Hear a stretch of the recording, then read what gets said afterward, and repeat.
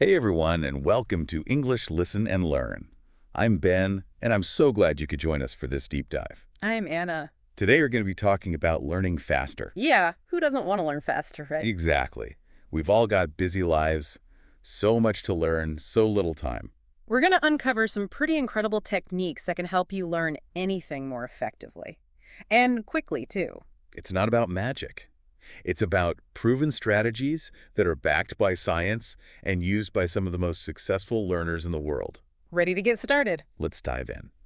One technique that sounds a little counterintuitive at first is called the Feynman Technique, Feynman Technique. named after the famous physicist Richard Feynman. Very smart guy, Nobel Prize winner. And the idea behind this technique is that if you can't explain something simply, you don't truly understand it. So it's like you think you know something, but if you actually try to explain it to someone else, Right. you realize, oh, I don't actually know this as well as I thought. You find the gaps in your knowledge. Yeah. It's a really powerful way to kind of force yourself to solidify your understanding. Exactly. So imagine you have to teach a concept to a child.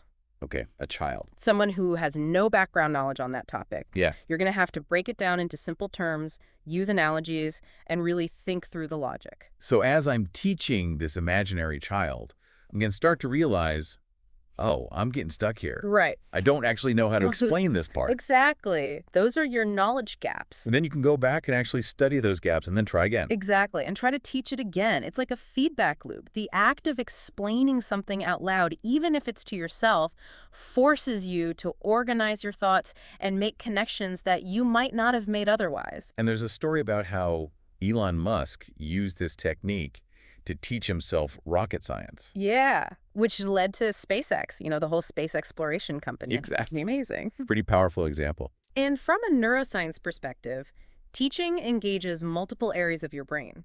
It forces them to work together, process information, organize information, and build stronger neural connections. So I guess the challenge to our listener is imagine you had to explain your current learning goal to a 10-year-old. Yes. How would you do it? Where would you get stuck? Right. Where would you need to do more research? That's a great starting point. All right, so moving on to another technique. Let's talk about spaced repetition. Spaced repetition. Okay, Yeah. This is all about remembering more with less effort. Yes, less effort and long-term retention. After what we want, right? We want to remember things for a long time. Right. We all know that feeling of cramming for a test and then forgetting everything a week later. It's so frustrating. So frustrating. So spaced repetition addresses that head on. Okay. You see, our brains naturally forget over time. Yeah. There's this thing called a forgetting curve. And spaced repetition takes advantage of this curve by strategically timing when you review the material. So instead of just cramming once, I'm going to revisit it again and again and again, but at specific intervals. Yes, at increasing intervals. So you might review something immediately after learning it, then again a few days later, then a week later, then a month later, and so on. Okay, so each time I revisit it, I'm refreshing that memory. You are strengthening the memory trace before it completely fades away. And there are tools that can help us do this. Things like Anki and Quizlet. They use flashcards and algorithms based on the spacing effect. I love those apps. But even without the apps, I just make myself some notes and say, all right, in a week, I'm going to revisit this topic. Exactly. And the principle behind this is that every time you actively recall information, you're strengthening the synaptic connections in your brain associated with that memory. And when you space it out, you're giving your brain a workout. You're making those connections more robust and durable. It's so cool how we can actually hack our brains to learn more effectively. It really is. Our brains are incredible, and the more we understand how they work, the better we can use them to our advantage. All right, so we've talked about the Feynman technique and spaced repetition. Let's move on to another technique that's really powerful called active recall. Active recall, yeah. This is all about testing yourself. Yes, testing, not just passively reading or highlighting. Right, because it can feel productive to just sit there and highlight. It feels like you're doing something. Right. But are you really learning? Are you really engaging with the material?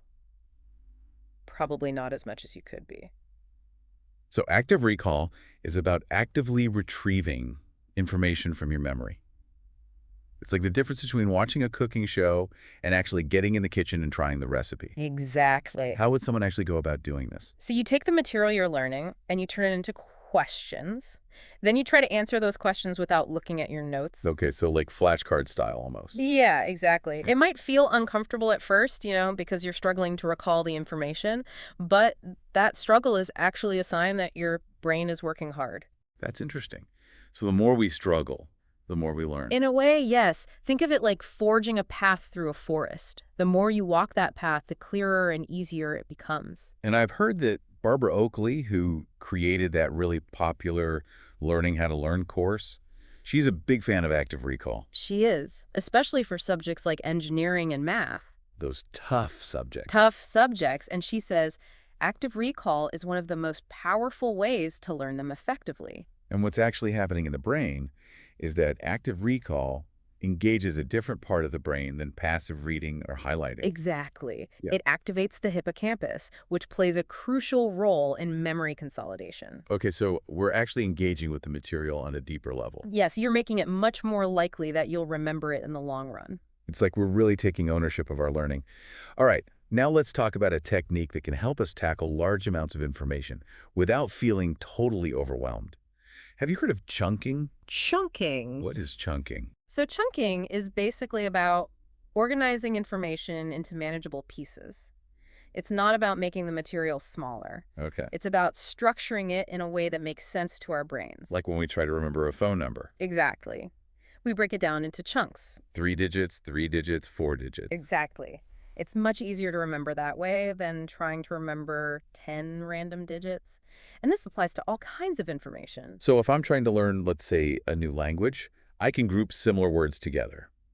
Or if I'm studying history, I could group events by time period or by key figures. Precisely. And then you can practice recalling each chunk individually. It's like creating mental filing cabinets for your knowledge. Okay, so instead of trying to memorize everything at once, we're creating these little chunks of information that we can then piece together. Exactly. And this reminds me of Josh Waitzkin. He's that amazing guy who was a chess prodigy and also became a martial arts champion. Yes, a very impressive individual. He talks about chunking complex moves in both chess and martial arts into patterns. Yes, finding patterns and connections in the material is key to effective chunking.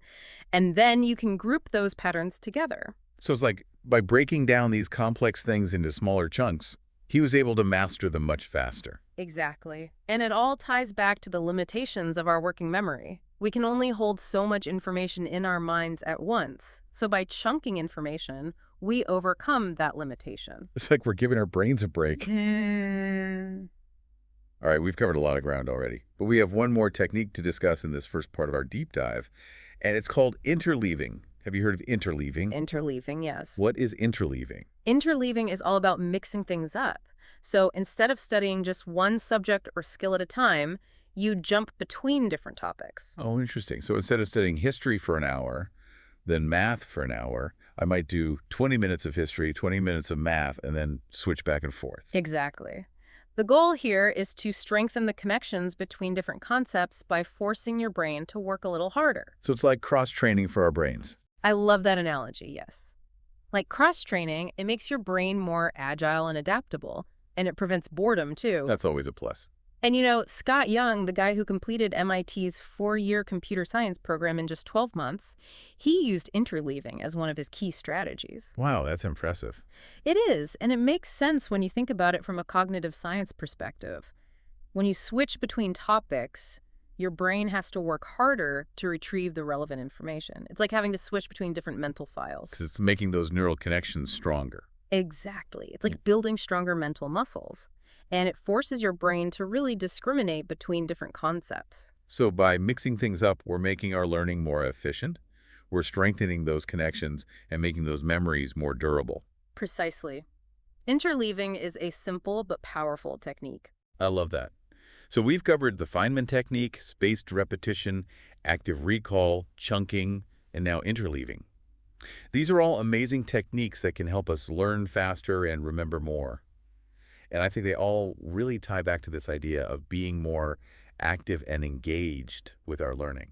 They do. It's not just about passively absorbing information. Right. We need to be actively retrieving it, testing ourselves, and challenging our brains to make those connections. And in the next part of our deep dive, we're going to explore even more techniques that can help us optimize our learning. Yes, we're going to delve into some really fascinating strategies that can take your learning to a whole new level. So stay tuned, Oh, because we're about to unlock even more learning superpowers. can't wait. Welcome back. I'm excited to keep exploring these awesome learning techniques. Me too.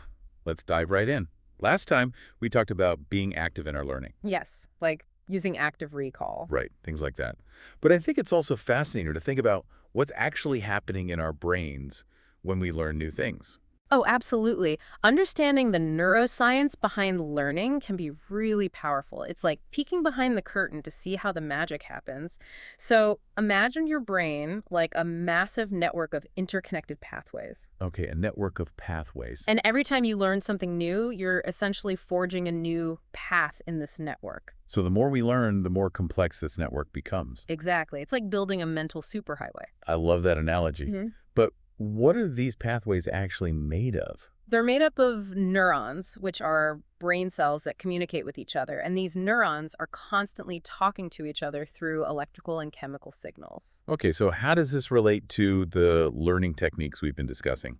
Well, let's take spaced repetition as an example. When you use spaced repetition, you're repeatedly activating those neural pathways, Okay. and that strengthens the connections between the neurons. This strengthening process is called long-term potentiation. Long-term potentiation, that's a mouthful. It is, but it's basically the biological basis for learning and memory. So by strategically timing our review sessions, we're actually changing the physical structure of our brains. You got it. We're making those connections stronger, more robust, and more durable. And it's not just spaced repetition. Active recall also plays a huge role in strengthening those connections. Because we're forcing our brains to work to retrieve that information. Exactly. It's like giving those pathways a good workout. And then techniques like interleaving and chunking come in to further optimize how our brains process and store information. It's like we're giving our brains a cognitive upgrade. This is all so fascinating. It is. Our brains are amazing. So let's move on to some more awesome techniques that can help us tap into our full learning potential. Sounds good. Let's talk about something called diffuse mode thinking. Diffuse mode thinking, what's that? Have you ever noticed how you sometimes have your best ideas when you're not actively trying to solve a problem? Like when you're in the shower or going for a walk? Oh my God, all the time. It's like my brain suddenly makes these unexpected connections when I'm relaxed and not really focusing on anything in particular. Why does that happen? It's because our brains have two main modes of thinking: focus mode and diffuse mode. Focused mode is when we're concentrating on a specific task, like when I'm trying to write an email or solve a math problem. Exactly. And diffuse mode is when we're more relaxed, our minds are wandering. And it's in this state that our brains are able to make those creative leaps and connect seemingly unrelated ideas. So it's like our subconscious mind is working in the background. Yes. It's piecing things together while our conscious mind takes a break. So diffuse mode is essential for problem solving, creativity, and those aha moments. Precisely. It's like taking a step back from a painting to see the bigger picture. I love that analogy. So how do we activate this diffuse mode? Do we just need to relax more? That's a good start. Engaging in activities that don't require intense concentration can help shift your brain into diffuse mode. Okay, so things like going for a walk, listening to music, taking a shower. Exactly. Even just staring out the window can be helpful. It's about giving your brain that space and time it needs to make those connections. So it's not about being lazy, it's about giving our brains a chance to be creative. Exactly. And then when you switch back to focused mode, you'll often find you have fresh perspectives, you'll have new insights into whatever you were working on. That's awesome.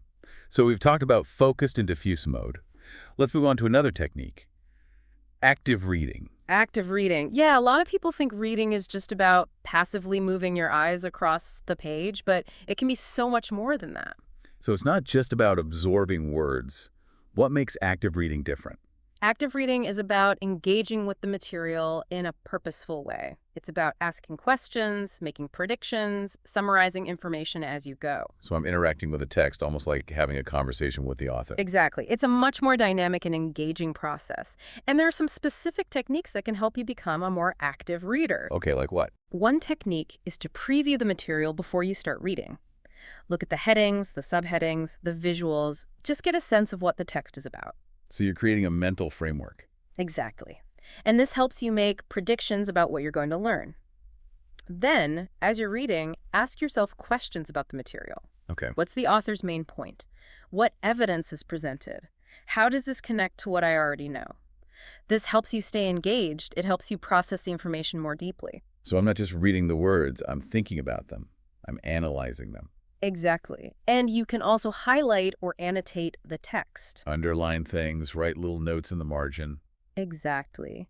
This helps you emphasize key points, helps you personalize the material, and makes it a more interactive experience. I love that. So it's about being an active participant in the reading process. Exactly. And then after you finish reading, take some time to summarize the main points. Okay, so put it into my own words. Yes, this helps you consolidate your understanding. And it helps you identify any areas where you need further clarification. So active reading is a much more engaged and effective way to learn from text. Absolutely. It can really transform how you approach reading and how much you get out of it. I'm definitely going to try that. All right, now let's shift gears a little bit and talk about a technique that can help us overcome procrastination. Procrastination, the enemy of productivity. I know, right? It's something we all struggle with. So tell me about this technique, the Pomodoro technique. The Pomodoro technique, yes. Have you ever seen those kitchen timers shaped like tomatoes? Oh, yeah, those are cute. That's where the name comes from. The technique is all about working in focused intervals. So you work for 25 minutes, Okay, 25 minutes. and then you take a short break for 5 minutes, and you repeat the cycle 4 times. And then you take a longer break, like 15 or 20 minutes. Okay, so I'm breaking down my work into these smaller chunks, and that can help with procrastination because it feels less daunting to just focus for 25 minutes. Exactly. And the short breaks help prevent burnout. The key is to really focus on the task during those 25 minutes. No distractions. Put your phone away. Close your email. Exactly. Just pure focused work. And there are tons of Pomodoro timer apps out there that can help you track your intervals. I love those apps. They really help me stay on track. They can be super helpful. The Pomodoro technique is a really simple but effective way to manage your time and stay motivated. All right, now let's talk about feedback. We can be putting in all this effort with all these amazing techniques, Yeah. but how do we know if we're actually improving? Feedback is crucial. It helps us identify our strengths, our weaknesses, helps us course correct and become better learners. But not all feedback is created equal. Right. Sometimes you get feedback that's kind of vague, or it's not really helpful. So what makes feedback truly effective? Effective feedback is specific, it's actionable, and it's timely. Okay, let's break that down. What does it mean for feedback to be specific? So specific feedback focuses on particular aspects of your work, rather than just making general statements. Okay. So for example, instead of saying, your essay needs work, specific feedback might say, your thesis statement could be stronger, and you need to provide more evidence to support your claims. So you're really pinpointing the exact areas for improvement. Exactly. And actionable feedback provides concrete suggestions for how to actually make those improvements. So instead of just saying, you need to improve your grammar, actionable feedback might say, pay attention to subject-verb agreement and comma usage. So it's not just pointing out the problem, it's giving solutions. Precisely. It's about offering guidance. Yeah. And then, timely feedback is given soon after the work is completed, while it's still fresh in your mind. It's like getting feedback on a sports performance right after the game. Well, the details are still vivid in your mind. That's a great analogy. And where do we get this feedback? It can come from teachers, mentors, peers, even from ourselves. Oh, that's a good point. We can give ourselves feedback too. It's important to be open to feedback from all these different sources. Absolutely. Feedback is an opportunity to learn and grow. It's a gift, even when it's hard to hear. So don't be afraid to ask for feedback. All right, now let's talk about something that might seem a bit less tangible, but is super important. Mindset. Mindset, yes. Your mindset can have a profound impact on your ability to learn and achieve your goals. I've heard of the growth mindset, right? Exactly. People with a growth mindset believe that their intelligence and abilities can be developed. They see challenges as opportunities to learn, and they don't give up easily when they face setbacks. So it's not about being born smart, it's about believing that you can get smarter. Exactly. And then there's the fixed mindset, which is the opposite. People with a fixed mindset believe that their intelligence is set in stone, they avoid challenges, and they give up easily when things get tough. Because they think, well, I'm just not good at this. I'm not smart enough. Exactly. And it's so important to cultivate a growth mindset if you want to be a successful learner. Believe in your ability to learn and grow. Embrace those challenges. See setbacks as temporary. It's about the journey, not the destination. Exactly. Celebrate progress. Love that. And remember, learning is not a solo sport. Right, connect with other learners. Yes. Find your tribe. Join a study group. Attend workshops. Participate in online forums. Having that community can make a huge difference. I agree. It's so motivating to be surrounded by other people who are also passionate about learning. You can share ideas, support each other. It's awesome. It really is. And by learning from other people's experiences, you can gain a much richer understanding of the material. So find your community, connect with other learners, and support each other. Great advice. Now let's talk about reflection. Reflection, so important. It's not just about taking in information. It's about taking time to process it. So it's like pausing to look at the map, make sure we're on the right track. Exactly. Reflection helps you consolidate your learning, make connections, and identify areas where you need further clarification or practice. You can reflect through journaling, discussing with others, or just by taking quiet time to think. I love that. It's about taking ownership of our learning and being proactive about our growth. Exactly. And as we wrap up this part, I want to emphasize that learning is a lifelong journey. Yes, there's always something new to discover, a new skill to master. Exactly. The more you learn, the more you realize how much more there is to know. It's like opening one door only to discover a whole new hallway of doors waiting to be explored. So exciting. It is exciting. So keep that curiosity alive, nurture that growth mindset, and never stop exploring. Welcome back. We're on the final leg of our learning journey. I know, right? We're about to unlock the ultimate learning superpower, deliberate practice. Ooh, deliberate practice. That sounds serious. It is serious. It's where real expertise comes from. Okay, so tell me more. What exactly is deliberate practice? It's not just about mindlessly repeating something over and over again. Okay, so it's more than just practice, practice, practice. Exactly. It's about being super intentional and focused on improving specific skills. Okay, I'm intrigued. Walk me through it. So first, you need to have a clear goal in mind. What do you want to be really good at? Right, so instead of just saying, I want to be a better musician, I would say, I want to be able to play this really difficult piece on the piano flawlessly. Exactly. Be specific. Once you have that goal, break it down into smaller steps. Okay, so for the piano piece, I might start by practicing just the left-hand part, then the right-hand part, and then slowly putting them together. Perfect. And as you practice each step, it's crucial to get feedback. Feedback from a teacher, a mentor, a friend. Anyone who can give you an objective perspective on your performance. Feedback helps you see those blind spots, those areas where you need to improve that you might not even be aware of. So it's like having a coach for your brain, someone who can guide you and push you to be better. Exactly. And remember, deliberate practice takes time and effort. There will be moments of frustration. Setbacks, challenges, plateaus. Yes, all of that. But it's about pushing through those tough moments, embracing the challenge, and knowing that with consistent effort, you can make significant progress. It's about having that growth mindset, believing that you can always get better. Exactly. Deliberate practice is not about being perfect. It's about constantly striving for improvement. I love that. So to recap, we've talked about so many incredible techniques. The Feynman Technique, spaced repetition, active recall, chunking, interleaving, diffuse mode thinking, active reading, the Pomodoro Technique, getting feedback, cultivating a growth mindset, finding your learning community, and reflecting on your progress. That's quite a list. It is, but it shows just how much power we have to shape our own learning journeys. Absolutely. We are not limited by some innate ability to learn. We can all become better learners with the right strategies and mindset. That's such an empowering message. It's like we've been given a toolbox full of amazing tools to help us reach our learning goals. And it's up to us to use those tools and build something amazing. Exactly. So whether you're learning a new language, a musical instrument, a complex skill, or just trying to expand your knowledge, remember these techniques. Experiment with them. Find what works best for you. And enjoy the journey. Because learning should be fun. It should be exciting. It should be something that enriches your life. It absolutely should. Thank you so much for joining us on this incredible deep dive into learning.